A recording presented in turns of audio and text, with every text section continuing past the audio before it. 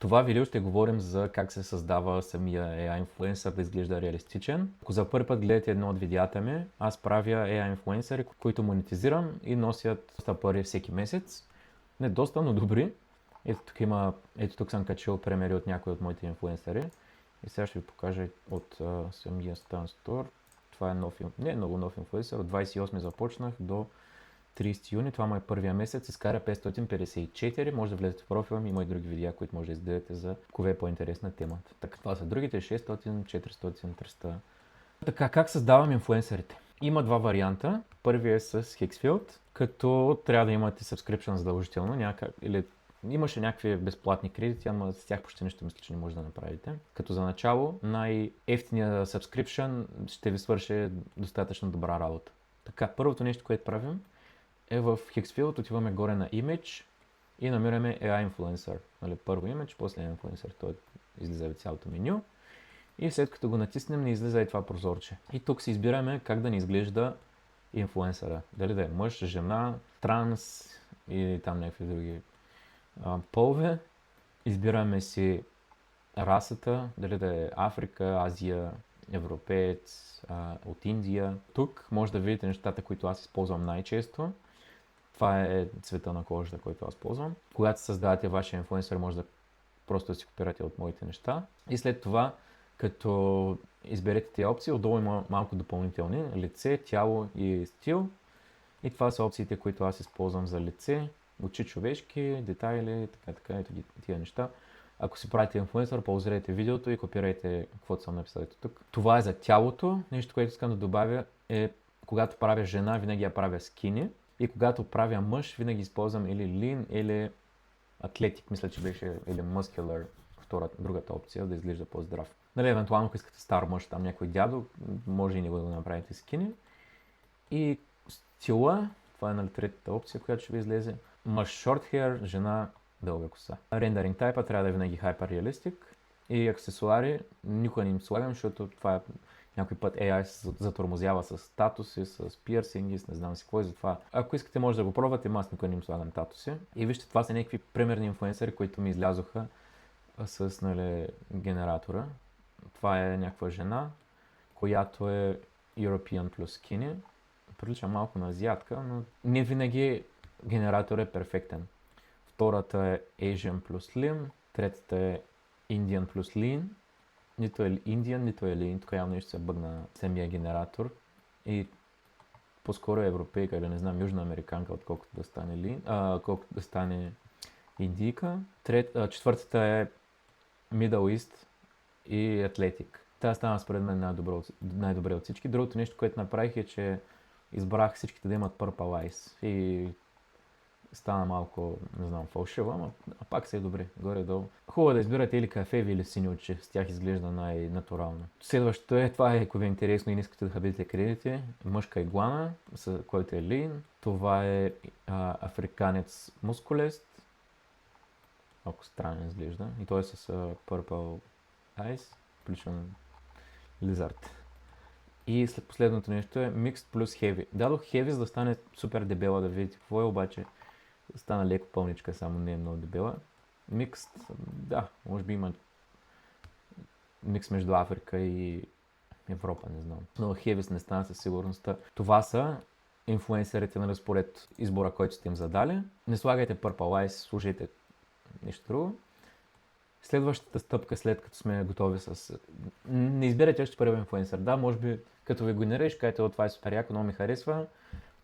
И щом сте се го генерирали вие, много ще го харесате, обаче генерирайте поне 3, 4, 5, да видите нали, различни варианти. Може би, не може би, но почти винаги първия не е най-добрия.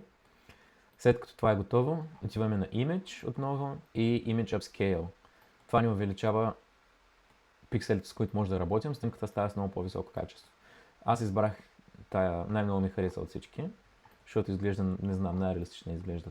Тази ми изглежда фалшива, тази също е фалшива, тази е горе-долу добре. Тази жена излиза супер често в Hexfield. Ако ви се падне тази жена, трябва да я коригирате после, да я промените нос, скули, устни, защото почти всяка генерация, не всяка, но всяка 5-10 генерация излиза и така жена, която изглежда по този начин. Тази изглежда супер реалистична. Избрах нея На Upscale 2 ви е достатъчно и натискате Upscale. По дефолт, като ви се генерира AI Influencer, той става с 1530 на 2700. Това му е размера. С 8 мегабайта.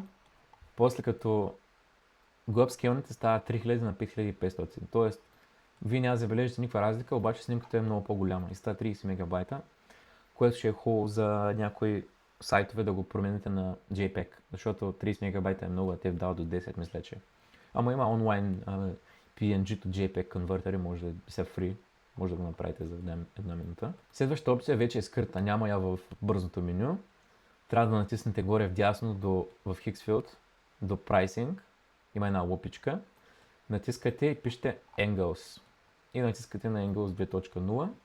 Качвате се снимката, втората, която сте апскейлнали с по-добрата резолюция. И тук мисля, че трябваше да е под 10 мегабайта, не съм сигурен. Като я качите, тук отстрани избирате 12 най-добри ъгли, Zoom 0 и натискате Generate. 2,4 кредита струва това нещо. И ви генерира инфлуенсъра от 12 различни ъгъла. Ето тук малко по-големи как са направени. Има пак неща за коригиране, след малко ще говоря за това. Не са перфектни, но ви дава 12 ъгъла от всяка страна на самия инфлуенсър, отгоре-отдолу. Като повтаряме стъпката Upscale за всеки един ъгъл, който искаме да използваме. Тоест това, което направихме преди малко, намираме от дропдаун менюто Image Upscale и като изтеглим, които ъгли са ни харесали на инфлуенсъра, теглим до 10 ъгъла, не ви трябват повече. Използвате Upscale за всеки един ъгъл. Това нещо го направите 2 пъти. Тоест, един път си качете снимката на инфлуенсъра, генерирайте 12 добри ъгъла и след това го повторете за втори път. 2 пъти да го имате това нещо, 24 различни ъгъла, от които изберете 10 най-добри. И моят съвет е да изберете близко лице, отпред ляво и дясно, плюс 3/4 на лицето, т.е. 3/4 е и това. Отстрани. Цяло тяло, отзад и отпред, нали, тук са 4, цяло тяло, отзад и отпред още са плюс 2, 6. 3/4 цяло тяло, отпред, ляво и дясно, още 2, нали, тук са 2, ляво и дясно 8. И снимка отгоре на инфлуенсъра и снимка отдолу. Тоест от камерата да е снима от долната страна и камерата да е снима от горната страна, нали, това са още 2 и стават 10. Като ето това е пример за отгоре и пример за отдолу, ето това е пример за отдолу, който става. Само че е хубаво да е малко по-зум-аут. Ето тук виждате гърба как се вижда отдолу. Това е добър ъгъл отдолу. Хубавото нещо на този начин за съставяне на инфлуенсър е, че създават супер бързо. Може да експериментирате, да създадете супер много инфлуенсъри реалистични инфлуенсъри за кратко време. Лошото нещо на този метод е, че много инфлуенсърите се приличат много с тези на другите хора. Тоест, представете си 10 човека, 10. Hixfield го ползват супер много хора, но да кажем 100 човека, ако напишат Middle Eastern плюс Athletic и ще получат, примерно 20 от тях ще получат нещо, което прилича на това, на тази жена. И е супер подобно. Затова, нали, този метод е добър, но е хубаво след това, може би, ако искате да се къстамайзните малко. Ако, нали, това ви е проблема, аз не го правя толкова често, но казвам ви пример, защото, нали, първо тази жена се среща супер често. Готовихме с тази стъпка. Това е втория начин за създаване на реалистични инфлуенсъри. Да, преди да започна да обяснявам, той се прави с ChatGPT и не съм сигурен колко от нещата, които показвам в видеото, могат да се правят на безплатния план. Аз плащам за най-ефтиния. Там $8 ли беше, 10 ли, не съм 100% сигурен.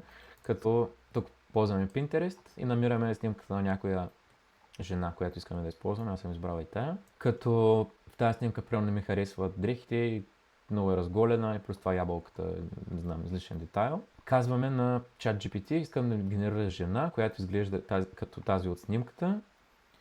Напиши промпт, промени косата да е руса, дрехите да са някакви такива ежедневни, промени и ползата и да не държи нищо. Така като напиша това нещо на ChatGPT, то не ми генерира жена, а ми генерира промпт.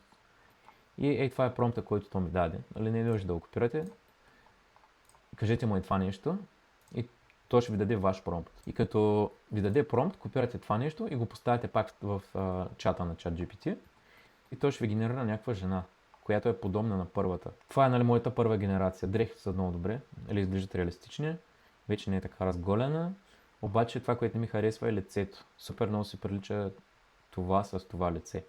Нали, косата стана по-руса, обаче пак е същата и усмивка и всичко. След това, като излезе по този начин, отваряте нов чат в ChatGPT, качвате и тази снимка, на която ви е създал втория път и може да копирате примерно този промпт. Паузирайте видеото и си го препишете. Да създаде изцяло оригинален човек, да не използва същите неща, които са от този инфлуенсър, нали, да има уникални пропорции на лицето, уникален нос, уникални устни, скули, усмивка. Нали, вижте разликата от това до това и от това до това. Вече е абсолютно различна жена. Ако не искате да се върти, може да му кажете, нали, да не променя ползата, но нали, стана вече много по-добре. И примерно вече, ако искате някакви допълнителни неща да промените, искам косата да е черна, очите и да са светло-кафеви и промени фона, но задържа същата полза и вижте, ползата си е същата. Косата е черна, фона е различен, очите са светло-кафеви, предполагам, те не се личат много добре, защото е с ниска резолюция. Това трябва да се апскейлне отново, както опцията отгоре. Вижте разликата от първата снимка, която намерих в Pinterest, до снимките на моята инфлуенсърка. Вече нямат нищо общо. Нали, тотално различни жени са. Нали, тая стана добре, замазана и затова трябва сега да се апскейлне. Аз съм го написал, да. Нали, повтарят стъпките отгоре. Взимате тази снимка в Hixfield, Upscale, ще ви я даде по-голяма резолюция. След това пак влизате да създадете 12 ъгъла, 24 ъгъла. Нали, 12 ъгъла два пъти. Изберете се 10 ъгъла, апскейлвате ги и тях и имате готов инфлуенсър, който да изглежда супер реалистично. Това е за днешното видео. Следващото ще сложим инфлуенсъра в сцена, в някоя подкаст студио или нещо друго според нишата. Може да е градина, може да е библиотека, може да е офис и ще ви променим визията, ще ви покажа как да промените прическата, как да промените облеклото и нали, само фона, ако се налага. Това е целият метод. Отново видеото не е много кратко и нещата, които ви показах са доста. Затова се пуснете видеото и се пуснете и Hixfield отстрани и като изгледате примерно 20-30 секунди от видеото, паузирайте, влезете в Hixfield, направете се вашия инфлуенсър, после пак гледайте, пак паузирайте и така работете заедно с видеото. Като направите всичко 3-4 пъти, ще ви стане супер лесно и после вече ще го правите на автопилот. Това е за видеото днес. Чао!